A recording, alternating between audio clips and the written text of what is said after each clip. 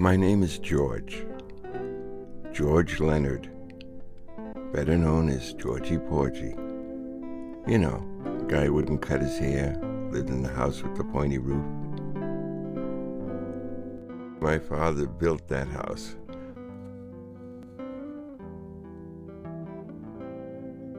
I grew up in this house with my mother, my father, and my sisters Juju and Carol.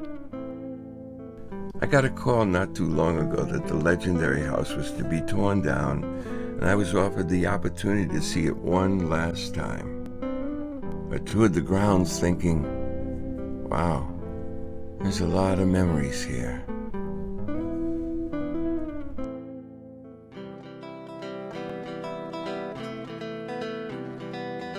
Way down south Attleboro. My father wanted to be a builder and built that house. And I lived from about the time I was 1 year old till the time I was 18. The A-frame was an addition. I'm not sure what year the A-frame went up. It was to be 3 stories high, and I think it was 37 feet high, and it was to be attached to the house. He hired a crane, lifted all the sections in place, and the whole thing was put up in a weekend. The stairs took a little while. The stairs were put in afterwards. They were assembled on the spot. Each step was welded to a 37-foot pole that went right up to the top.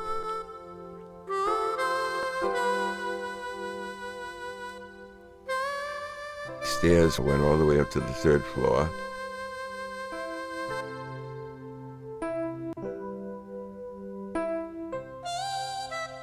The 1st floor we used as a studio.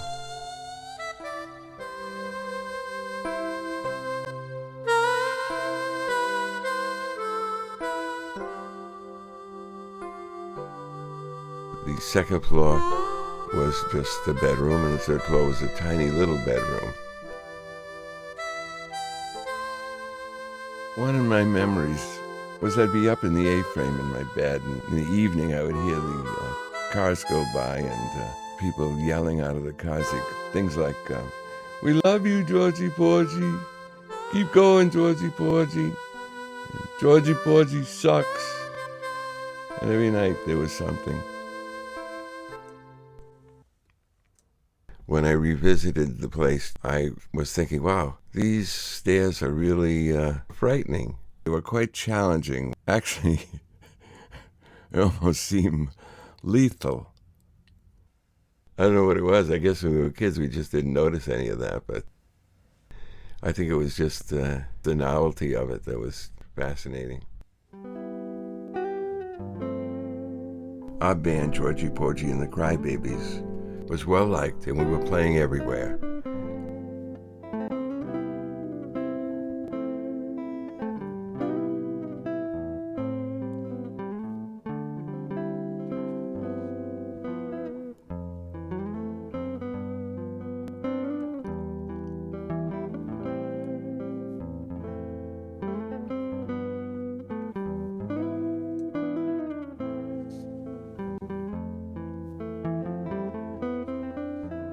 It was the beginning of the Beatles era.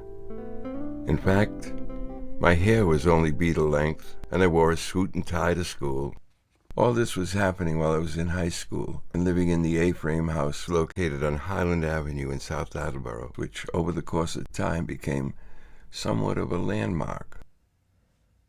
3 days into my senior year, I was called into the principal's office. I was told by the principal that if I didn't cut my hair, I wouldn't be allowed back in school. It was the first time I ever experienced such a hostile personal attack from such a high-ranking authority. I think I was a bit shocked and felt helpless as I left the school and began walking the streets of Attleboro. I had no intention of going to the newspaper, but my walk led me past the Attleboro Sun. I don't remember thinking anything. I just walked in and said, "I think I have a story." The next day it filled half of the front page and was immediately picked up by the syndicated press. My parents were appalled and found an attorney who was just as appalled and took the case at a reasonable fee. Maybe you might even describe it as a charitable one. Thank you, Ernie Rottenberg. May you rest in peace. My father sued the school department, and it went all the way up to the United States Supreme Court. I thought, wow, how silly is all this? Was I truly a danger in my suit and tie and Beatle bangs? I guess I was. Everything changed. It was all about my hair, not my music.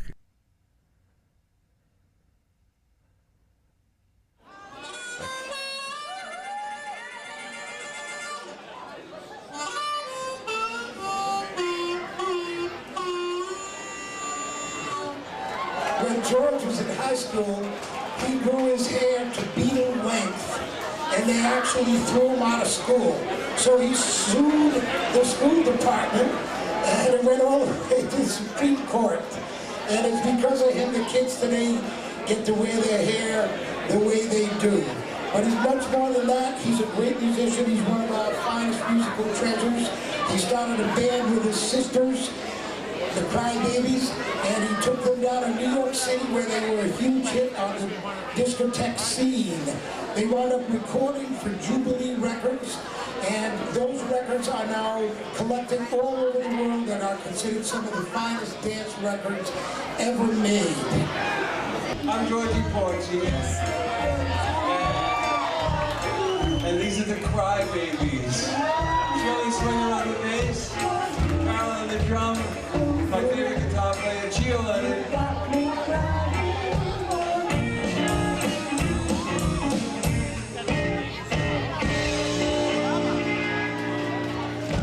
I thought it would be appropriate to do a song about hair, so it's a tribute to hair, my hair, your hair, and everybody's hair.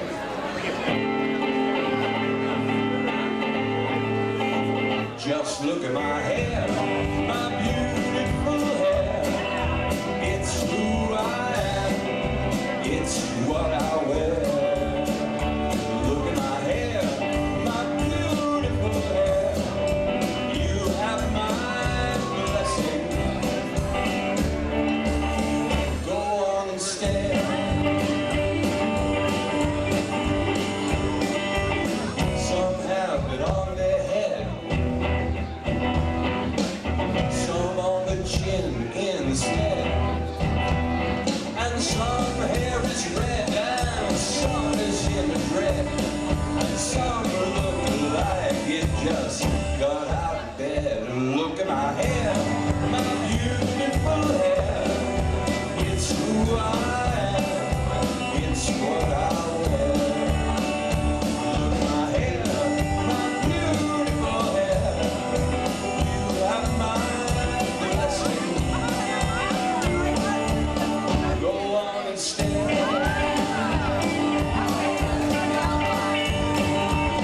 Some have hair you like to feel, and some have hair with sex appeal, and some have hair as slick as a seal, and some have hair that isn't real. Hey, that hair ain't real. Just look at my hair, my beautiful hair. It's who I am, it's what I wear. Look at my hair, my beautiful hair. You have my blessing. Go on and stare. Some have hair under their nose, some have hair between their toes, and some people just feel lucky, I suppose, to have it anywhere. Oh, anywhere that it grows. Just look at my hair, my beautiful hair.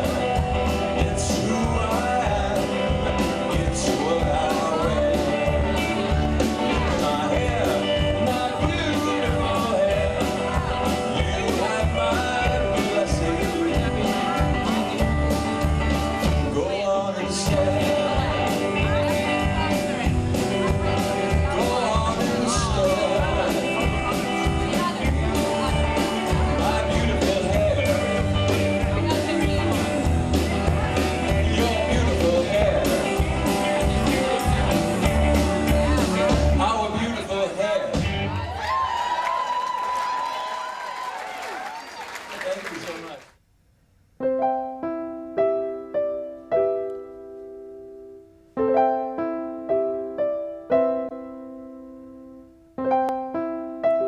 are a lot of memories tied in with this house. I believe that I'm doing music because of my mother, actually. My father was a very busy guy, and I think my mother realized that she couldn't spend a lot of time with us. So she made sure that we had art lessons, music lessons. My grandmother would drive us to our lessons, and so every Thursday, I believe it was, I would go to see Bob Pederuti. My sisters and I, of course, we all lived together, and my sister Carol played the piano, and Judy played the violin, and she was also taking bass lessons with Bob Pederuti, who I studied with. So she could play the bass, Carol could play the piano, and I could play the guitar, so it was only natural that we would sit and do music together. We always had the band, but we never really had a drummer, so we would always look outside for a drummer, because Carol wasn't playing drums at that time. And I remember my mother said, "Oh, I knew I should have had a fourth child."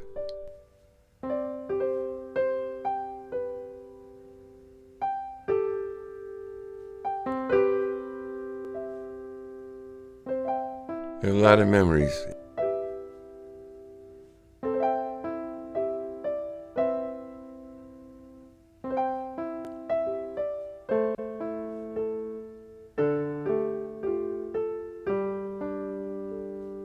A lot of things happened while I lived at that house. Since I was banned from school, I continued to promote my career while living at home.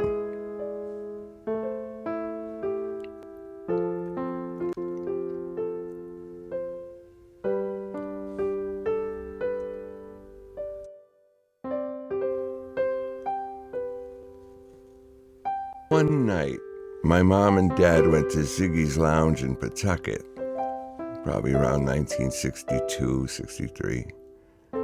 And they met a guy named Peter Vandernorth, the music manager / agent from New York City. And my dad called me when he was down there, and he asked me to join them. And we met, and we worked out a little deal, and that landed me in New York City. And I ended up working there often 6 nights a week, a lot of very popular New York venues for a good year or so. Yeah, a lot of great adventures in these places.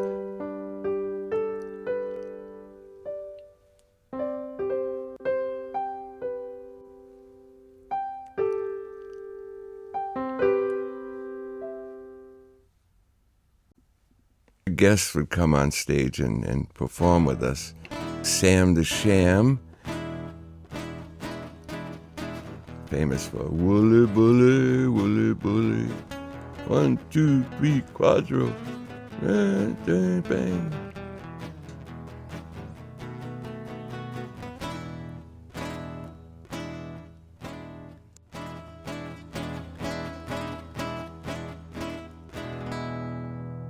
Yes, I met a lot of people. Chubby Checker, come on, baby, let's do the twist. And actually, later on, I ended up doing some shows with him long after that.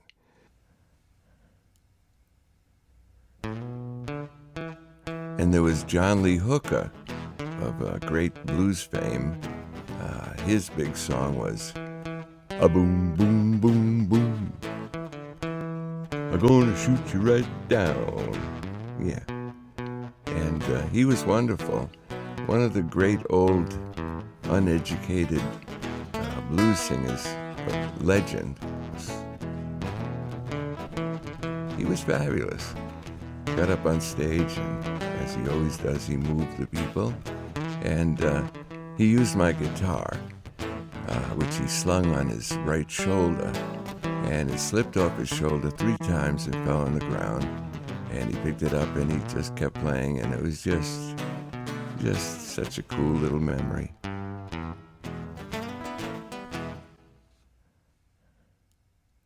We also played at a place called Harlow's about the same time that the Doors had come into New York City, and they were playing just down the street. I landed a recording contract with Jubilee Records while I was in New York and still technically in high school.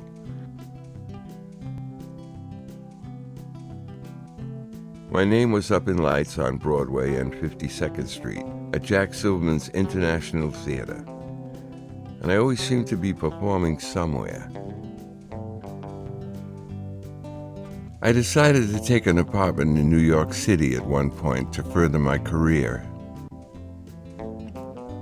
I commuted back to Attleboro to spend time with my family in the little A-frame house.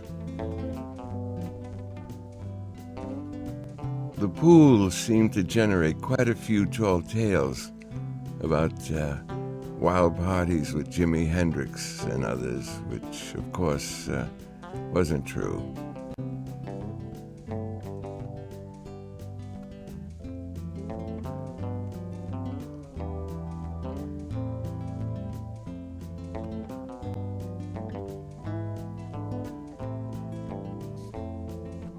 I was living at home with my parents, but I'm sure if all those tales were true, they would have totally embraced it, as they were always up for adventure.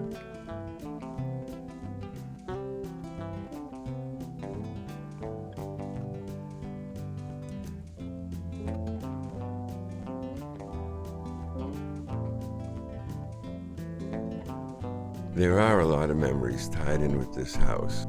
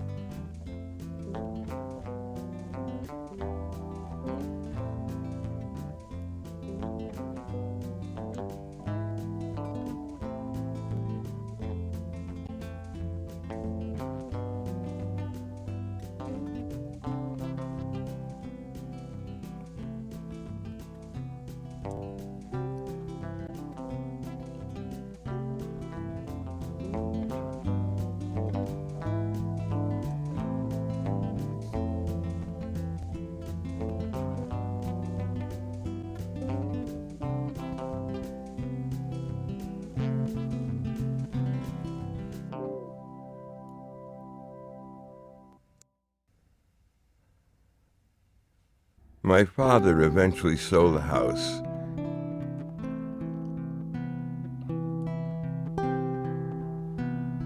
Looking back over these years, I can see I owe a lot of my early accomplishments to my family.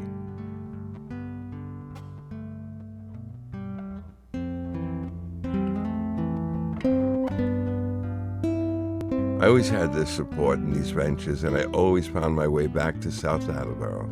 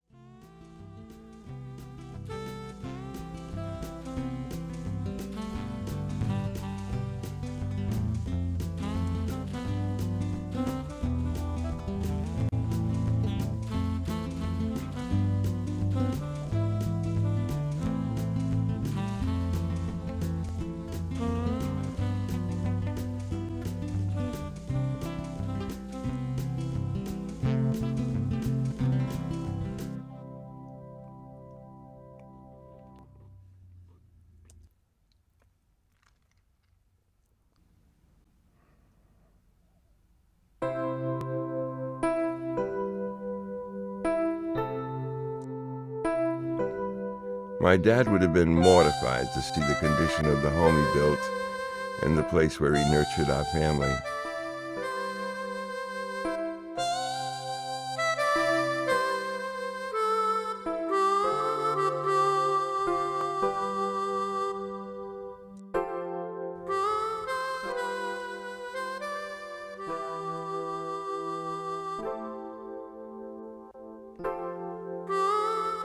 I think he would have agreed.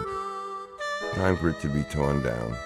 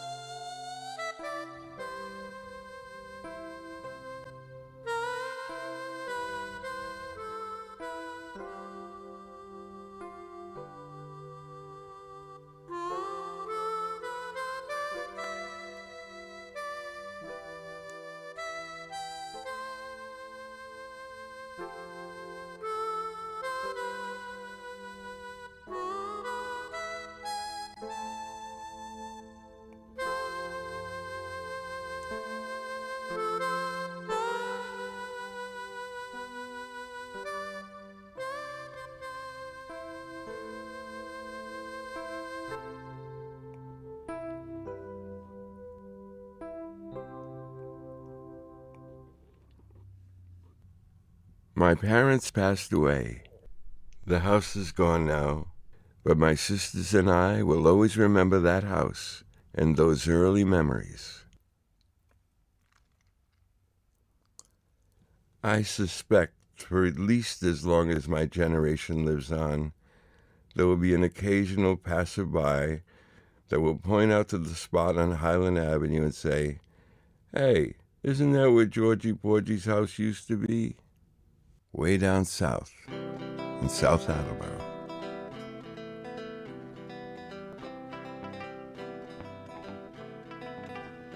Way down south, way down south, way down south, South Attleboro. That's the place I was born. All we knew, now gone, gone, gone, gone south. Way down south, South Attleboro.